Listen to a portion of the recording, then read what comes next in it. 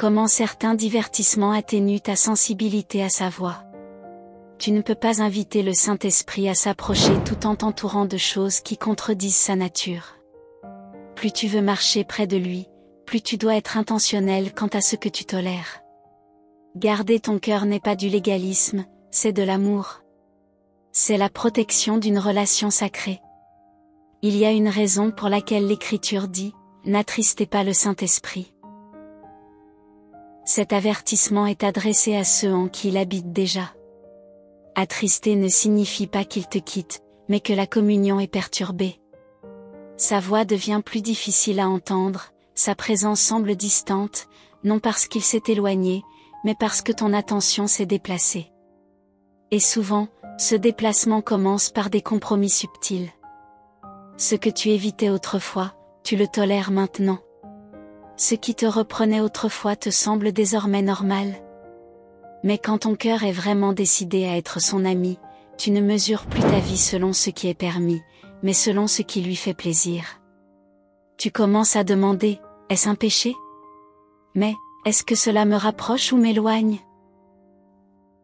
Garder ton cœur signifie aussi protéger tes émotions, tes affections, tes pensées. L'amertume, l'envie, l'orgueil et la peur ne sont pas seulement des luttes humaines, ce sont des polluants spirituels. Ils obstruent le flux de l'esprit en toi, ils bloquent la clarté, ils émoussent le discernement. Un cœur rempli de colère ou de jalousie non repentie ne peut pas pleinement accueillir la présence du Saint-Esprit.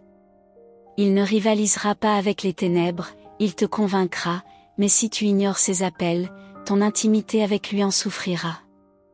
Le cœur qui veut être son ami doit être prompt à se repentir, prompt à pardonner, prompt à relâcher l'offense. La sensibilité à l'esprit commence par la pureté de cœur. L'environnement compte aussi. Tu ne peux pas désirer sa présence dans ta vie tout en entretenant ce qui le repousse. La musique que tu écoutes, les voix qui t'entourent, les médias que tu consommes, tout cela crée une atmosphère. Chaque atmosphère soit l'invite, soit le repousse. Les amis du Saint-Esprit construisent des hôtels, non des scènes. Ils se soucient davantage de lui faire de la place que de faire de la place à leurs préférences. Ils éteignent le bruit pour entendre le murmure. Ils réorganisent leur vie pour cultiver sa proximité. Ils reconnaissent que sa présence n'est pas automatique, elle est accueillie, gérée, protégée. Il y a certaines amitiés auxquelles tu devras peut-être renoncer, non parce que tu n'aimes pas les gens, mais parce que tu aimes davantage le Saint-Esprit. Il y a des lieux où tu ne te sentiras peut-être plus à l'aise, des émissions que tu ne pourras plus regarder, des blagues auxquelles tu ne pourras plus rire, non parce que quelqu'un te l'a interdit, mais parce que tu sens qu'il s'éloigne, et ce sentiment seul devient suffisant. Sa proximité devient plus précieuse que n'importe quel plaisir momentané. Sa voix devient plus importante que n'importe quelle opinion terrestre. C'est le mode de vie d'un véritable ami. Ce n'est pas une question de règles, mais de relations. Tu protèges ce que tu aimes, tu défends ce qui est précieux. Plus tu passes de temps avec lui, plus tu deviens protecteur de ce temps. Les distractions commencent à ressembler à des voleurs. Le compromis commence à ressembler à une trahison. Tu commences à avoir faim de silence là où il parle, de louange là où il agit, de pureté là où il repose. Le Saint-Esprit n'est pas fragile, mais il est saint. Et si tu veux marcher étroitement avec lui, tu dois préparer un lieu qui lui rende honneur, pas seulement un espace physique, mais l'espace de ton cœur, de ton esprit, de ta vie. Ceux qui marchent en véritable amitié avec l'Esprit vivent différemment. Leurs choix ne sont pas toujours compris par les autres, mais ils sont guidés par une conviction plus profonde. Ils n'ont pas besoin d'applaudissements, car ils ont déjà la communion. Ils ne cherchent pas les plateformes, car ils ont déjà la présence. Ils ne convoitent pas la popularité, car ils ont trouvé la paix. Leur vie transmet un message silencieux mais puissant. Le Saint-Esprit est le bienvenu ici. Et ce bienvenu n'est pas juste une phrase, c'est un mode de vie. Chaque décision devient une porte. Chaque limite devient un pont. Chaque instant devient une offrande. Et c'est cela, garder son cœur et son environnement en tant qu'ami du Saint-Esprit. Amitié avec l'Esprit se caractérise par l'abandon, non par l'effort. Beaucoup de croyants essaient tellement d'être proches de Dieu, pensant que s'ils prient plus, jeûnent plus longtemps, pleurent plus fort ou servent plus intensément, alors peut-être, juste peut-être, le Saint-Esprit s'approchera. Mais l'amitié avec l'Esprit n'a jamais été conçue comme la récompense d'un effort. C'est le résultat naturel de l'abandon. Pas une performance, mais une posture. Pas un effort, mais une ouverture. Le Saint-Esprit ne répond pas à l'impressionnante activité que tu fais. Il répond à la disponibilité de ton cœur. Il ne s'approche pas parce que tu fais beaucoup pour lui, il s'approche quand tu le laisses faire ce qu'il désire en toi.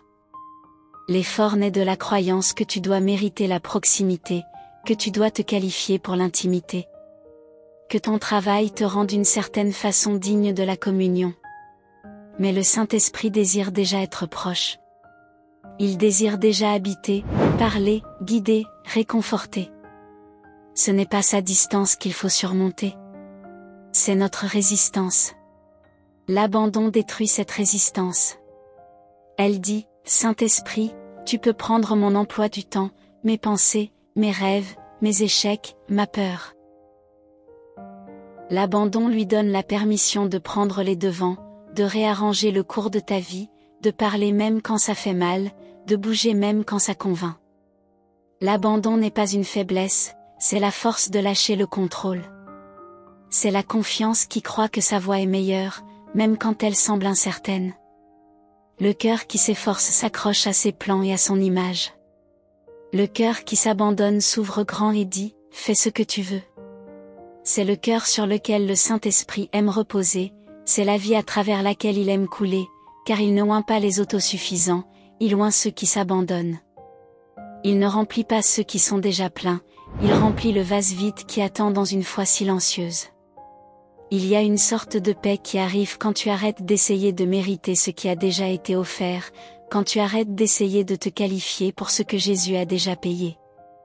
L'amitié avec le Saint-Esprit n'est pas une escalade vers la perfection. C'est un repos dans la vérité qu'il choisit de demeurer avec toi, non pas parce que tu es digne, mais parce qu'il est miséricordieux. Et à partir de ce lieu de repos, l'amour grandit. L'intimité grandit, la faim grandit, non pas parce que tu t'efforces plus fort, mais parce que tu t'abandonnes plus profondément. L'abandon est une décision quotidienne. Ce n'est pas juste un moment unique à l'autel, c'est un choix constant de céder la place au Saint-Esprit. Quand il te pousse à parler, tu parles. Quand il te dit d'attendre, tu attends. Quand il te pousse à pardonner, donner, tourner le dos, lâcher prise, tu ne le fais pas par obligation, mais par amour. Pas parce que tu dois, mais parce que tu ne veux rien de plus que rester en harmonie avec lui. Ce genre d'abandon produit une amitié capable de traverser les tempêtes, qui peut t'entendre clairement, qui peut porter la puissance avec humilité. Le monde célèbre l'effort, mais le ciel honore l'abandon. Le Saint-Esprit ne cherche pas des performeurs, il cherche des partenaires. Pas ceux qui impressionnent par leurs mots, mais ceux qui se remettent par leur vie. Pas ceux qui tentent de contrôler les résultats, mais ceux qui lui font confiance pour chaque résultat. Dans l'abandon, tu trouves que sa voix devient plus claire, sa présence plus douce, sa direction plus stable. Tu ne ressens plus la pression de te prouver, tu habites simplement, tu te reposes, tu fais confiance. Et cette confiance construit un lien plus profond que les mots, plus puissant que l'émotion. L'effort essaie de forcer les portes ouvertes, l'abandon attend et observe le temps de Dieu. L'effort compte sur la force naturelle, l'abandon dépend de la grâce surnaturelle. L'effort veut des résultats, l'abandon veut une relation. Et le Saint-Esprit est attiré par la relation. Il agit là où il y a confiance, il parle là où il y a de l'espace, il demeure là où il y a du repos. Un cœur qui s'abandonne est une maison pour lui, un lieu de repos, un sanctuaire. Marcher en véritable amitié avec le Saint-Esprit, c'est vivre dans un abandon continu, pas en cherchant l'attention, mais en gérant l'affection, pas en courant après le statut spirituel, mais en cultivant le calme sacré. Tu n'as pas besoin de performer pour être aimé de lui. Tu as juste besoin de céder, de dire oui, d'arrêter de courir et de commencer à te reposer.